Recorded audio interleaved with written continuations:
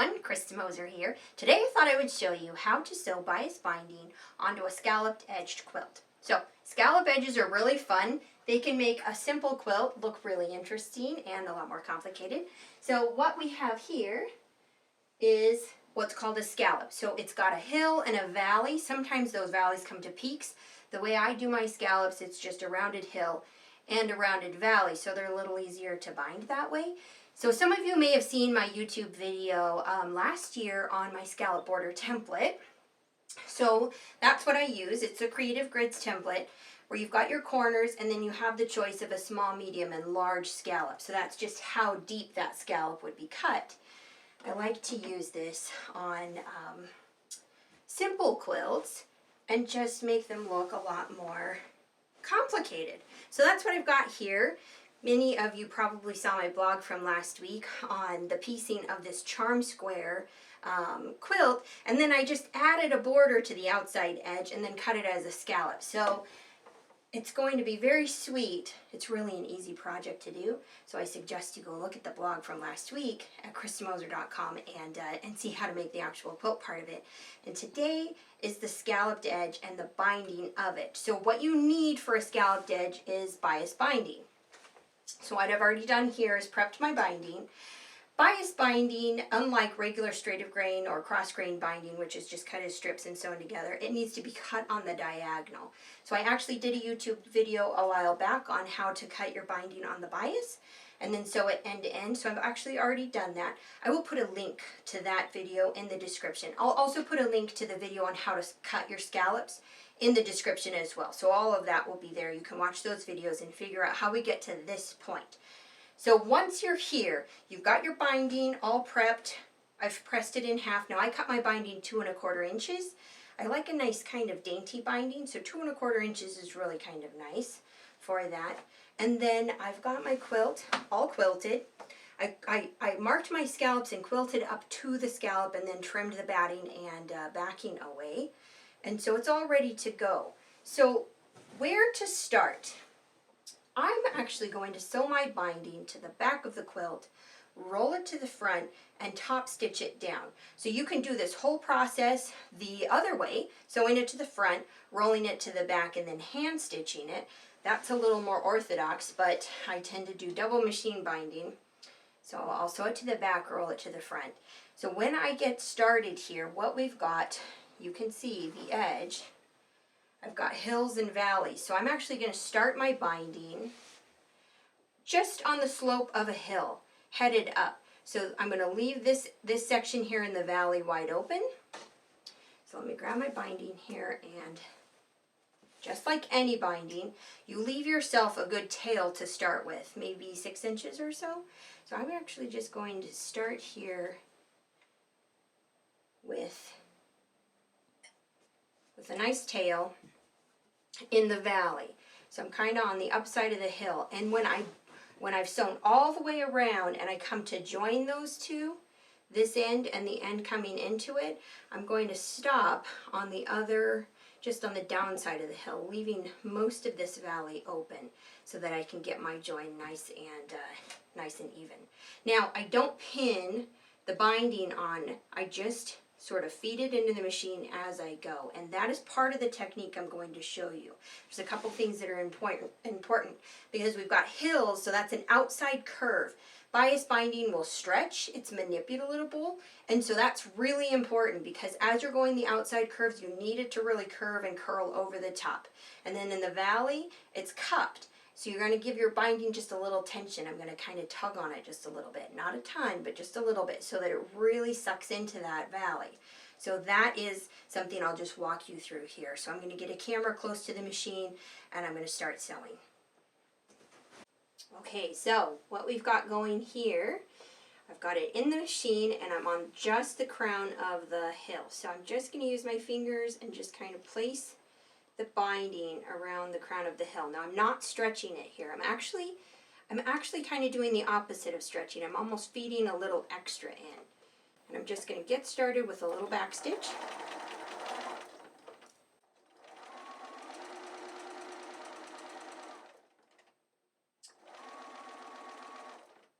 And every every few inches, stop and readjust and feed a little bit more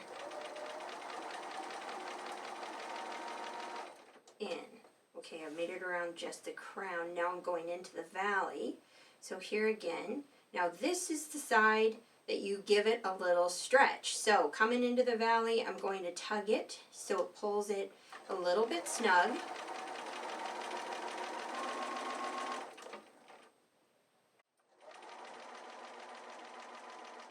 You can kind of see that cupping. That's what you wanted to do. So not pulling it too tight, but you just kind of want to just snug enough to kind of see it curl up. That means there's not going to be an excess of binding in your valley.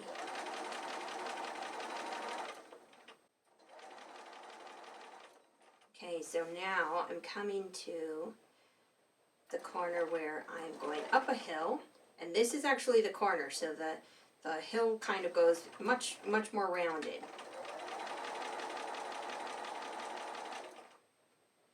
And again, I'm just laying the binding in here. Now on the corners, it's really important to not stretch it at all. You'll end up with what's kind of called a tulip petal look. So I'm sort of force feeding and going nice and slow. Just giving it plenty of binding in here.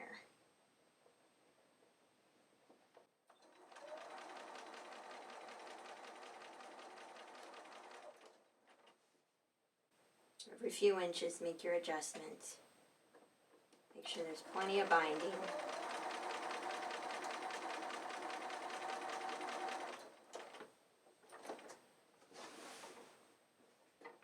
Alright, almost around the corner.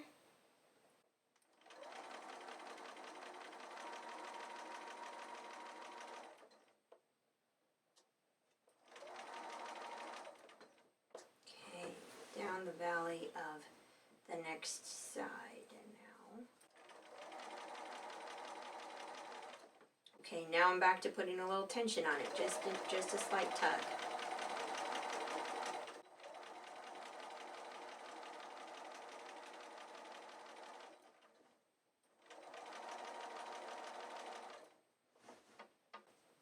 You can see that binding is going to curl really nicely.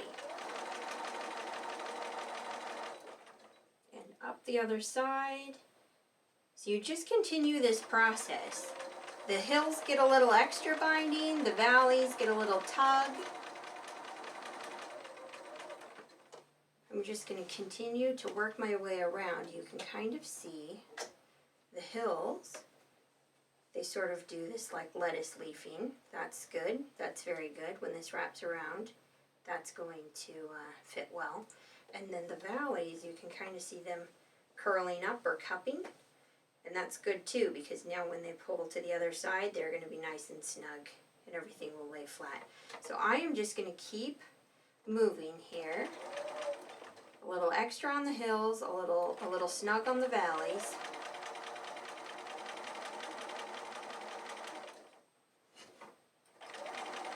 All the way around until I get to my join up point.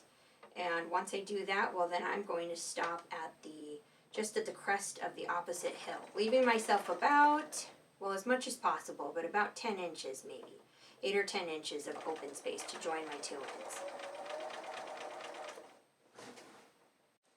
Okay, so here we are. I've sewn it all the way around, and I left my tails unstitched here, so you can probably see my starting point just before the crown of that hill, and I ended as I crowned the hill coming into it. So the whole valley is open. So now what I've got here, I'm going to lay my binding strip down, and I'm just going to kind of use my fingers to create this curve. And then the binding strip coming into it, doing the same thing, creating this curve. Now what I need to do is overlap these 2 2¼ inches.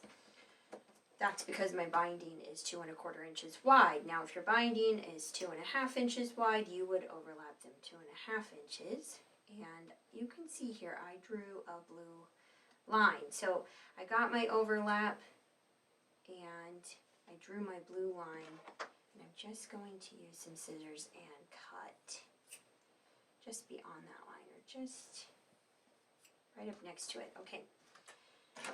So the next thing you do, now this is what I showed in my how to join the ends of the binding together. This is my trick for doing that with the corner clipper tool.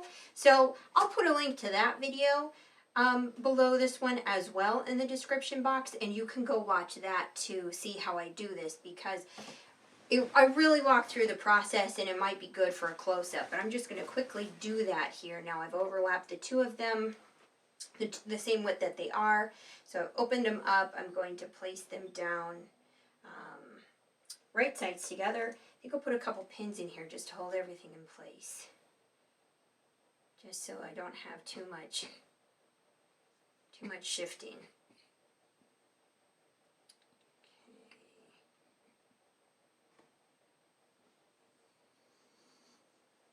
Okay, I'm going to lay these down here, and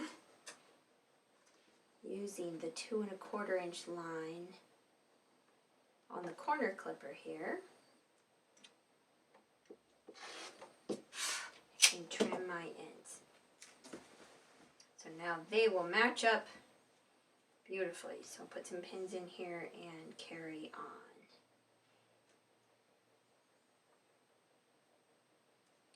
And this way, what I'm going to do is just stitch my 1/4 inch seam. I'll press it open, and I actually might even stitch it as a heavy 1/4 inch. And the reason I would do that is because it actually puts a little bit of tension. You know how I was putting tension on the valley and just kind of tugging the strip a little bit? So if I sew an extra deep 1/4 inch seam, it'll put a little tension on that joint, and that way it will fit nice and snug into the valley.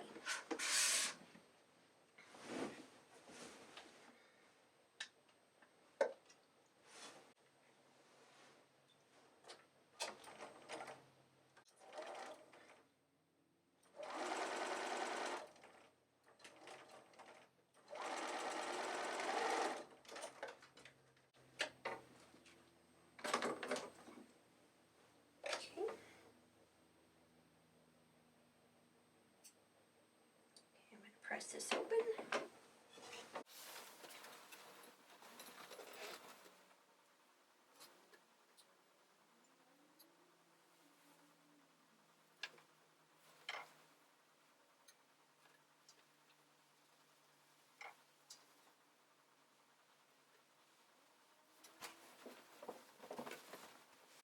Okay, so that's all joined. I've pressed it open. I pressed it back flat. And now I'm just going to put a couple of pins to secure it in my valley while I sew it.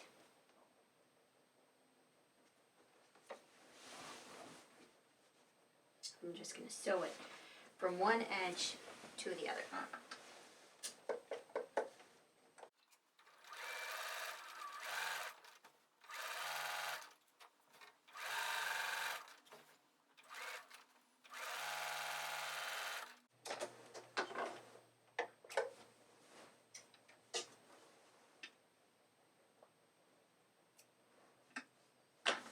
Okay, all done, nice and clean. So now everything gets wrapped to the front. I'm going to top stitch it down, and I'll give you guys a close-up with the camera back here behind the machine on that process. Now, if you're sewing it to the front and rolling it to the back to hand stitch, that's the point you would get to before doing that. If you're not going to top stitch it, but instead hand stitch it, you'd pretty much do it to this point, and now you'd be hand stitching. So I will get set up for my top stitching, and we'll be right back at it. Okay, so here we are. I've got it to the machine now, so I'm just pulling the binding from the underside, and I'm going to curl it with my fingers around the top edge, and I'll put it into the machine. Now I've got the full foot sitting on the binding, and I've moved the needle position over to the right a couple of clicks. And now I'm just going to stop with the needle in the down position so that I can keep my place, and then make my adjustments. Now I'm just moving a couple inches at a time, 3 or 4 inches at a time. And just getting the binding laid over. So I'm coming up, and I'm sewing like a 1/16 of an inch from the edge, or an 1/8 of an inch, just very close, like a nice tight top stitch, very close to the edge.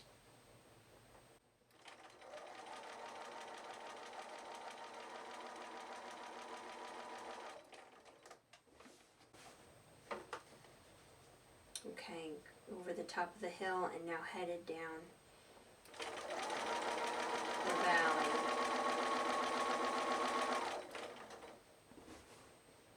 This is where it's really nice that the valleys are pulled a little bit snug so you don't have a lot of excess slack.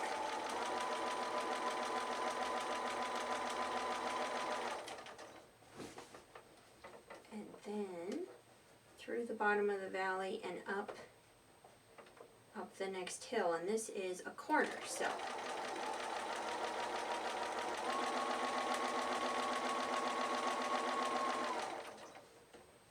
I'm just going to curl it around most of the corner, but still working just a few inches at a time.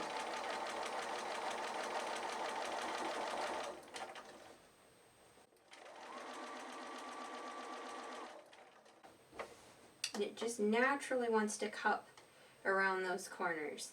That is really nice.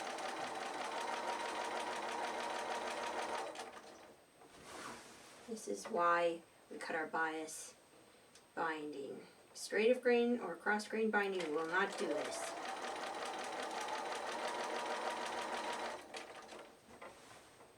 Okay, now we're headed back the other side down into the valley.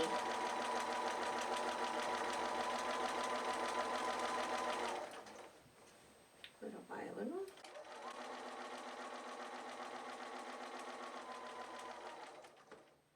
I'm going to see if I can get you guys a different view of this. You can kind of watch from another angle. Okay, let's see. So here you see it.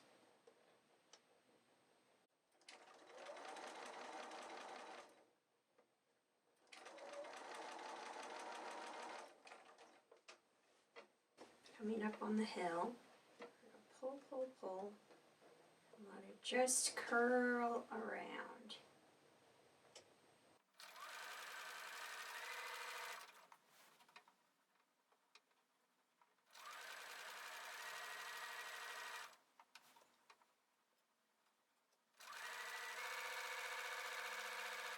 The valleys.